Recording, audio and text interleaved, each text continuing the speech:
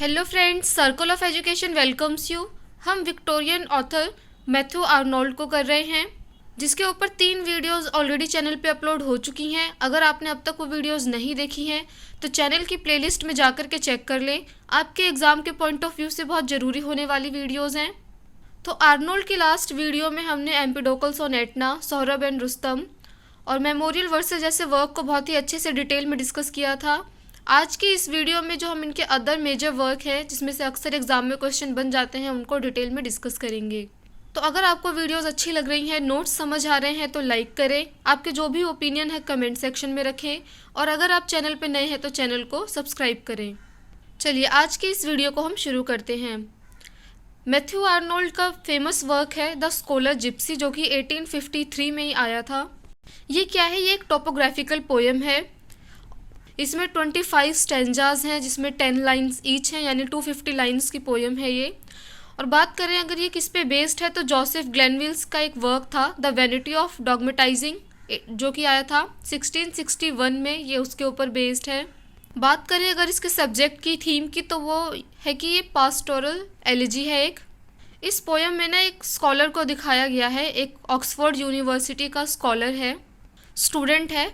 जैसा कि आपने अगर बायोग्राफी वाली वीडियो देखी होगी तो आपको याद होगा कि मैथ्यू आर्नोल्ड जो होते हैं वो खुद ऑक्सफोर्ड यूनिवर्सिटी के ही स्टूडेंट होते हैं। तो इस पोएम में एक ऑक्सफोर्ड यूनिवर्सिटी के स्कॉलर को दिखाया गया है जिसने अपनी पढ़ाई को, अपनी एजुकेशन को छोड़ दिया है बीच में ही और ज्वाइन कर लिया है जिप्सीज़ का एक ग्रुप। जिप्सीज़ कौन होते हैं? जो यहाँ वहाँ घूम करके अपनी रोजी रोटी कमाते हैं और अपनी जो उनकी लाइफ होती है ऐसे ही स्पेंड करते हैं। तो इस स्टूडेंट ने, स्कॉलर ने उनका ही एक ग्रुप ज्वाइन कर लिया है। वो कैसे अपनी लाइफ को जीते हैं अब उनको देखता है उनके साथ, और पूरी दुनिया में अब उन्हीं के साथ जो है वो घूमता रहता है। तो जब इस वर्क को लिख रहे थे मैथ्यू आर्नोल्ड, तब इसका ओरिजिनल टाइटल इन्होंने रखना था द फर्स्ट मर्मिस्ट, लेकिन बाद में इसका नाम जो है इन्होंने चेंज करके द स्कॉलर जिप्सी ही रख दिया। इस पोएम में क्या होता है कि जो पोएट यानी जो मैथ्यू आर्नोल्ड है ये एड्रेस करते हैं अननेम्ड शेफर्ड को। ठीक है, शेफर्ड का नाम यहाँ नहीं बताया गया है, उसको एड्रेस करते हैं और डिस्क्राइब करते हैं कि जो एक जिप्सीज जो होते हैं, जो पेस्टोरल होते हैं, उनकी जो ड्यूटी होती है ना वो टाइमलेस होती है। मतलब बहुत ज़्यादा वो काम करते हैं और उनकी क्या ड्यूटी होती है कि उनके साथ में जो भी रहने वाले लोग होते हैं, क्योंकि वो ग्रुप होता है पूरा, तो उनका ख्याल रखना, उनको टाइम से चीज़ों को प्रोवाइड करवाने, ये सब जो काम होते हैं उनके होते हैं। तो ये एक टाइमलेस वर्क है, इसको ये डिस्क्राइब करते हैं यहाँ पे। तो इस पोएम में ना एक्चुअल में आर्नोल्ड का जो एटीट्यूड होता है लाइफ के प्रति वो दिखाया गया है। ये जो पोएम है ये फुल ऑफ मेलनकली है, यानी उदासीनता से भरी हुई है, न पेसिमिज्म से भरी हुई है, निराशावाद हमें इसमें देखने को मिलता है। और जो पोएट की खुद की डिससेटिस्फेक्शन है लाइफ से, वो जो है हमें इसमें देखने को मिलता है। ये जो पोएम है ये क्या है? कंपेनियन है कौन से वर्क की? थायरिसिस की। ये हम डिटेल में करेंगे। ओपनिंग लाइन की बात करें तो वह है go for they call you shepherd from the hill, और नेक्स्ट लाइन है one M one business one desire. तो अगर एग्ज़ाम में क्वेश्चन बनता है कि one M one business one desire कहाँ से लिया गया है, तो आपको याद रखना है स्कॉलर जिप्सी से लिया गया है और इसको लिखने वाले मैथ्यू आर्नोल्ड हैं। चलिए मूव करते हैं नेक्स्ट वर्क की तरफ। रेकिस कैट, जो कि 1853 में ही आया था, एलिजी है और अननेम्ड लड़की है, उसके डेथ पे जो है आर्नोल्ड ने लिखा है और दुख जताया है। इस वर्ड का मतलब क्या होता है? ये एक लैटिन वर्ड है और इसका मतलब होता है मे ही और शी रेस्ट इन पीस। तो अगर इस पे क्वेश्चन बनता है तो ज़्यादा से ज़्यादा ये बनेगा कि ये क्या है, तो एलिजी है, और इस वर्ड का मतलब क्या है, तो वो है मे ही और शी रेस्ट इन पीस। और ये कौन सा वर्ड है? Latin word. 1857 में इनका वर्क आया था आइसोलेशन टू मार्गरेट, जो कि एक लव लिरिक है। तो क्रिटिक्स जो है ना उनका मानना था कि मार्गरेट जो है ना एक रियल कैरेक्टर है, फिक्शनल नहीं है।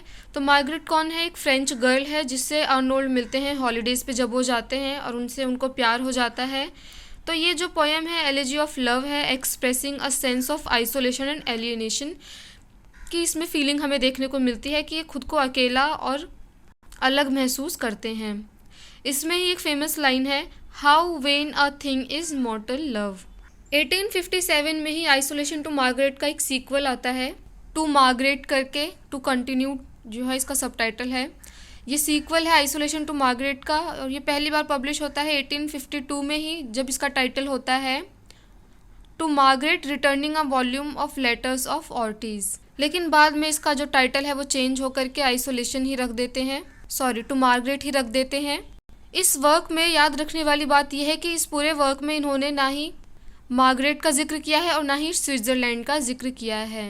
टू मार्गरेट जो है वो बिलोंग करती है स्विट्ज़रलैंड ग्राउंड से, और स्टोरी क्या है, ये मीटिंग और पार्टिंग की स्टोरी है कि इसमें लोग मिलते हैं और पार्टी करते हैं। 1858 में इनका एक वर्क आता है मेरोप, जो कि एक क्लासिकल ट्रेजिडी है और इसके जो हीरो हैं उसका नाम है हरकुल्स या हरकुलस, आप कुछ भी बोल सकते हैं। प्रोनाउंसिएशन के पीछे आपको परेशान नहीं होना है, वो पर्सन टू पर्सन कुछ अलग हो सकती हैं। 1866 में मैथ्यू आर्नोल्ड का वर्क आता है थायरिसिस। बहुत बार एग्जाम में इस पे क्वेश्चन बने हैं। ये क्या है, ये एक मोनोडी है और इसमें जो है आर्नोल्ड दुख व्यक्त करते हैं। उनके एक फ्रेंड होते हैं अर्थर, उनके डेथ पे बेसिकली ये लिखते हैं थायरिसिस, तो उनके डेथ पे ये वर्क आता है और इसमें जो है ये अपना दुख व्यक्त करते हैं। इसको लिखने के लिए ना आर्नोल्ड को 2 साल लग जाते हैं और ये लिखने से पहले ये बहुत बार ये वर्क जो है पढ़ते हैं बार बार इसको लिखने से पहले, जिसमें आइडियल्स, इकोलॉग्स, लेमेंट फॉर बाइन, ये सारे वर्क पढ़ते हैं जिसमें राइटर्स वर्जिल, थियोक्रिटस, तो इन राइटर्स को ये बहुत डिटेल में पढ़ते हैं थायरिसिस को लिखने से पहले। बात करें अगर इसकी पब्लिशिंग की, तो ये पब्लिश होती है कौन सी मैगज़ीन में, मैकमिलन्स में, अप्रैल 1866 में, और ये इंक्लूड होती है बाद में न्यू पोएम्स में जो कि 1867 में आती है। इसका जो टाइटल है ना वो भी कहाँ से लिया गया है, जो थियोक्रिटस का जो पोएम था ना उसी से लिया गया है और इसी को जो है बोला गया है it is a companion poem of the scholar Gypsy. ये पास्टोरल एलिजी है। अर्थर जो है वो थायरिसिस हैं और एर्नोल्ड जो है वो कैडनॉन है। तो कैडनॉन का रोल कौन प्ले कर रहे हैं, अर्थर, और थायरिसिस कौन है, कॉरिडॉन का रोल प्ले कर रहे हैं आर्नोल्ड और थायरिसिस कौन है, अर्थर हैं। पोएम का जो फोकस है वो आर्नोल्ड के डाउट्स, प्रॉब्लम्स और उसके जो उदासीनता है लाइफ में, मेलंकली है, उसके ऊपर फोकस करती है। पोएम की ओपनिंग लाइन की बात करें तो वह है how changed is here each spot man makes or fills why faints thou I wonder till I died, कि तुम क्यों मर गए और जब तक अब मैं जिंदा हूँ तब तक मैं ये जो है सोचता रहूँगा। चलिए आज की इस वीडियो को हम यही कंप्लीट करते हैं। अपकमिंग वीडियोस में इनके अदर जो वर्क हैं जैसे रग्बी चैपल हो गया, डोवर बीच हो गया, ये सब हम डिटेल में डिस्कस करेंगे। उम्मीद है आपको वीडियो पसंद आई होगी। वीडियोस को लाइक करें, आपके जो भी ओपिनियन है कमेंट सेक्शन में रखें और अगर आप चैनल पर नए हैं तो चैनल को सब्सक्राइब करें। Thanks for watching this video.